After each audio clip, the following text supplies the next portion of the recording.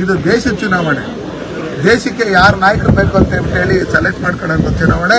ನಾವು ಮತದಾನ, ನಾವು ಪವಿತ್ರವಾದಂಥ ಮತದಾನ, ಪ್ರತಿಯೊಬ್ಬರು ಮತದಾನ ಮಾಡಬೇಕು. ನಾವು ಮತದಾನ ಮಾಡಿದಾಗ ಮಾತ್ರ ನಮ್ಮ ಕ್ವಶನ್ ಕೇಳೋದಕ್ಕೆ ಅಧಿಕಾರ ಇರುತ್ತೆ ಹೊರತು ನಾವು ಮತದಾನ ಮಾಡಿಲ್ಲ ಅಂದ್ರೆ ಅದು ಕ್ವಶನ್ ಕೇಳಕ್ಕೆ ನಮ್ಗೆ ಯಾವುದೇ ರೀತಿಯಾದಂಥ ಅಧಿಕಾರ ಇಲ್ಲ.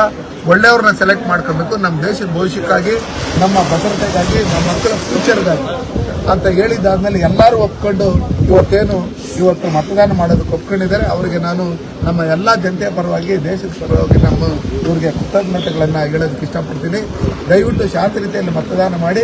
ನಿಮ್ಗೆ ಏನೇ ಅನ್ಯಾಯ ಆಗಿದ್ರು ನಾವು 24/7 ನಾವು ನಿಮ್ಮ ಜೊತೆಲಿದ್ದು ಅದನ್ನು ಬಗೆಹರಿಸಂಥ ಕೆಲಸಗಳನ್ನು ನಾವು ಮಾಡ್ತೀರಿ. ಅದಕ್ಕೋಸ್ಕರ ಇವತ್ತು ದೇಶಕ್ಕೋಸ್ಕರ ಸನ್ಮಾನ್ಯ ನರೇಂದ್ರ ಮೋದಿ ದಿನದ 18 ಗಂಟೆಗಳ ಕಾಲ 4 ಬಾರಿ ಮುಖ್ಯಮಂತ್ರಿ ಆಗಿ 2 ಬಾರಿ ಪ್ರಧಾನಮಂತ್ರಿ ಆಗಿ ಅವರು ಒಂದೇ ಒಂದು ದಿನ ರಜೆ ಆಗ್ತದೆ.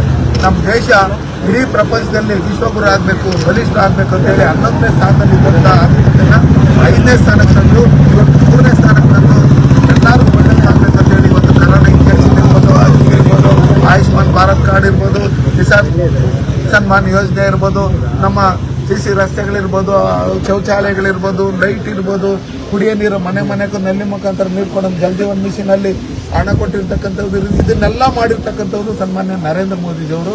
ಹಂಗಾಗಿ ನರೇಂದ್ರ ಮೋದಿಜಿಯವರು ಅವರು ಒಂದು ಟೀಮ್ ಮಾಡ್ತಾ ಇದ್ದಂಥ ಮನೇಲಿ ಹುಟ್ಟಂಥ ಬಡ ಕುಟುಂಬದಲ್ಲಿ ಹುಟ್ಟಿರ್ತಕ್ಕಂಥವ್ರು ಒಂದೇ ಒಂದು ದಿನ ರಜೆ ಆಗ್ತದೆ ದೇಶಕ್ಕೋಸ್ಕರ ಇಷ್ಟೆಲ್ಲ ಕೆಲಸ ಮಾಡ್ತಾ ಇದ್ದಾರೆ.